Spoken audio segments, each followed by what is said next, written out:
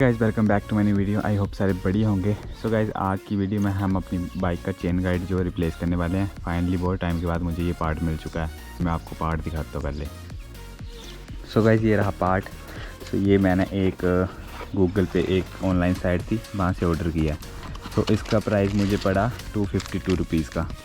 सो ये इसका part number ये चेक कर सकते हो। और इसका एक्चुअल प्राइस है 64 रुपीज़ और मुझे पड़ा ये 252 रुपीज़ का, क्योंकि मैंने ये अदर साइड से ऑर्डर किया।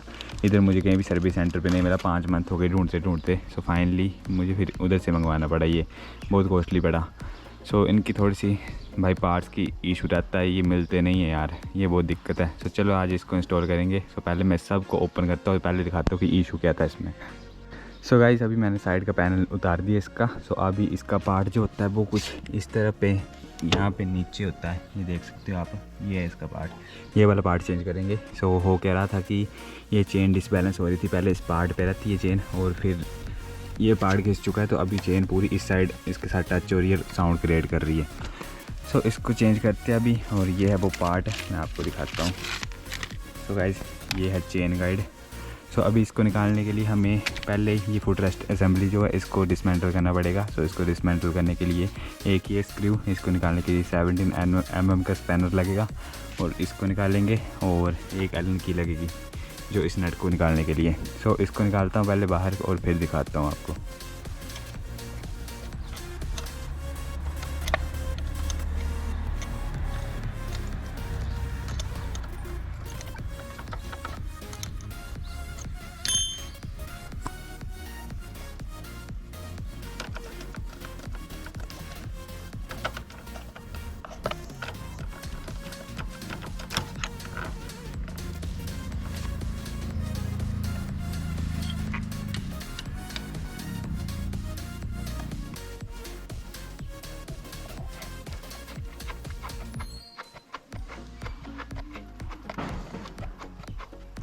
सो गाइस देख सकते हैं फुट रेस्ट असेंबली जो है पूरी निकल चुकी है। अभी इसके पीछे होता है चेन गाड़ी, ये नीचे ये।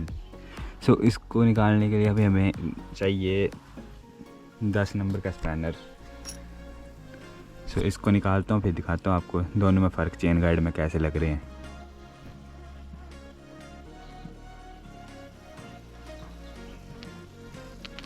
सो गाइस फाइनली ये मैंने पार्ट अलग कर दिए, देख सकते हैं चेन गाइड निकाल लिया ओल्ड वाला और ये न्यू। तो डिफरेंस देख सकते हैं आप दोनों में कितना डिफरेंस आ चुका है। ये पूरा ख़त्म हो चुका है और ये देखो न्यू। अभी इसको फिक्स करता हूँ मैं। और ये सब कुछ क्लीन कर दिया मैंने इधर से। तो पहले बहुत ज़्यादा गंदगी थी इधर, सो अभी पूरे तरीके से क्लीन कर दिया है। सो देख सकते हैं कुछ इस तरह की जगह पे लगेगा ये पार्ट। सो अभी इसको लगाते हैं, सिर्फ 2 बोल्ट के साथ फिक्स हो जाएगा कुछ इस तरह से। सो अभी इसको फिट करता हूँ पहले और फिर दिखाता हूँ कि कैसे वर्क कर रहा है ये।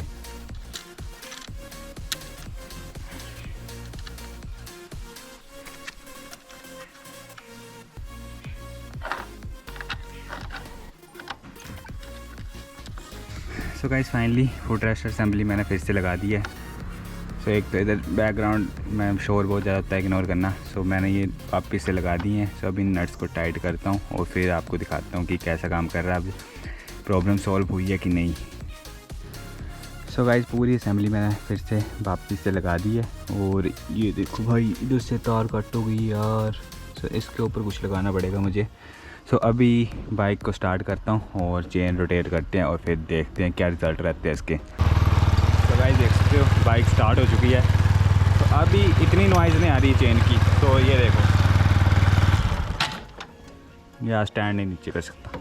सो अभी ये देखो ये इस तरफ नहीं आ रही चेन, इसके कारण ये पहले ना पूरी इस साइड आ जा रही थी और इसके साथ टच हो रही थी और साउंड क्रिएट कर रही थी। सो अभी इसके ऊपर फिक्स हो गई ये चेन। सो अभी कहीं भी डिसबैलेंस नहीं होगी, ना उधर जाएगी ना इधर आएगी। सो यही फ़ायदा होता है चेन गाइड का। सो ओल्ड वाली चेन गाइड ये रखी मैंने। तो बहुत मुश्किल से मिला मुझे ये पार्ट। 5 महीने सर्च करने के बाद ना कंपनी वाले देते हैं इस पार्ट को, सर्विस सेंटर वाले। वहाँ पे पता कि हर सर्विस सेंटर पे कहीं नहीं मिला मुझे ये पार्ट। सो बहुत मुश्किल से मिला है। तो आज मैंने ये फिक्स कर दिया। और अभी इसका स्प्रोकेट की हालत देखो आगे की। ये वाला स्प्रोकेट भी चेंज करना पड़ेगा मुझे और पीछे वाला स्प्रोकेट तो भी ठीक है। सो इसको चेंज करेंगे, अदरवाइज़ इसको चेंज करने की ज़रूरत नहीं है, नहीं तो फिर मुझे पूरा चेन सेट डलवाना पड़ेगा। सो अभी इसको ज़रूरत नहीं है बस ये। और बफर चेन तो इसका भी देख सकते हैं इतना नहीं घिसा है, सो इसको चेंज करने की ज़रूरत नहीं है, ये ठीक है। सो अभी सब कुछ लगा दिया मैंने, और बाकी पार्ट के बारे में बाद में बताता हूँ कहाँ से लिया मैंने, कहाँ से कैसे परचेज़ करना है, तो और कितने 1000 किलोमीटर के बाद आपको ये पार्ट चेंज करना है। सो पहले इसको बंद करते हैं पूरी बाइक को, और ऑयलिंग वगैरह करेंगे चेन में, और फिर बताता हूँ आगे आपको। जब मैंने इसकी चेन लूप कर दी है, तो आप बोल रहे होंगे ये रेड क्या है। सो गाइस ये बोटिल का इंजन ऑयल है जो मेरे पास पड़ा हुआ था, सो थोड़ा सा ये लगा दी मैंने। स्प्रे मेरा ख़त्म हो गया, चेन स्प्रे, वो भी जल्दी ले लूँगा। सो अभी चेन टाइट करने का तरीका होता है ना गाइस, अभी तो थोड़ी ज़्यादा टाइट है क्योंकि पहले मैंने टाइट करी थी तो प्रॉपर थी, क्योंकि पहले चेन गाइड खींच चुका था। तो उसके बाद अब मैंने टाइट करी, तो ये वाला नट जो है ना इसको पूरा ढीला करना ना, जिससे स्विंग में ये एक्सल मूव कर सके, और फिर इधर से टाइट करनी होती है दोनों तरफ से। और ये वाली रीडिंग्स दोनों तरफ सेम होनी चाहिए, और चेन इधर से 1 इंच ऊपर जाएगी और 1 इंच नीचे आनी चाहिए, तो परफेक्ट होती है वो चेन। तो इस तरह से आप भी अपनी बाइक की चेन जो है वो टाइट कर सकते हो। और अब भी चेन लूप वगैरह कर दिया, अननेसेसरी साउंड कोई नहीं आ रही है अब, इससे एकदम ठीक हो चुकी है बाइक की चेन। सो यही थी चेन नॉइस की दिक्कत इसकी। सो पहले सारे पैनल्स वगैरह बंद करता हूँ और फिर देखते हैं क्या। सो गाइस फाइनली पार्ट हो चुका है इसका इंस्टॉल, और ये रहा वो पार्ट, देख सकते हो ये रहा कुछ पार्ट नंबर N912780।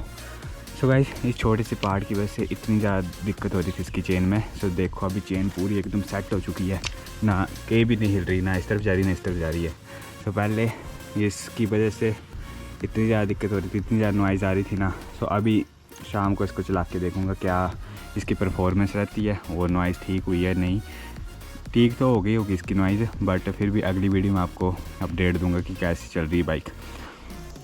सो ये था कुछ प्रॉब्लम इसकी चेन नॉइज़ की। सो अब भी बाकी कोई दिक्कत नहीं बची है बाइक में, और अभी वैसे इसकी सर्विस करवाएंगे 6 सर्विस, जो कि इसकी पेड सर्विस होगी, जिसमें इसका फ़िल्टर वगैरह सब कुछ चेंज होगा, जो कि अभी फ़िल्टर इसका पूरा ख़राब हो चुका है। सो पिछली सर्विस को मैंने चेंज नहीं करवाया था, सो इस बार करवाना पड़ेगा मुझे, और सर्विस वगैरह सब कुछ करवाएंगे इसकी। सो गाइज़ फिर से एक बार देख लो कैसे चेंज करना है। सो इसको चेंज करने के लिए आपको ये वाला पैनल निकालना है, और उसके बाद 17 mm का स्पैनर लेके इसको इस नट को खोलना है, और फिर ये वाला एलन की से 8 mm की एलन की होगी शायद, हाँ 8 की पता नहीं कितने की है। सो ये वाली एलन की लगेगी इस तरह की। सो ये वाला नट निकालना है, फिर फुट रेस्ट असेंबली जो बाहर आ जाएगी, और फिर चेन गाइड के 2 नट होते हैं नीचे, 10 mm का स्पैनर लगेगा। टी स्पैनर भी ले सकते हो कुछ इस तरह का, और चाबी भी ले सकते हो नॉर्मल जो होती है, तो उससे भी निकल जाएगा। तो बाकी कुछ नहीं करना है, इसको निकालना है और नया वाला इसमें प्लेस कर देना है। सो अभी चेन देखो कितनी ऊपर चली गई है, पहले पूरी नीचे तक रहती थी चेन इधर तक, सो अब देखो कितनी ऊपर चली गई है। सो अब कोई प्रॉब्लम नहीं आएगी, चेन पूरी डिसबैलेंस नहीं होगी। तो ये पार्ट आपको 10,000 11,000 किलोमीटर पर चेंज करवा लेना अपनी बाइक में।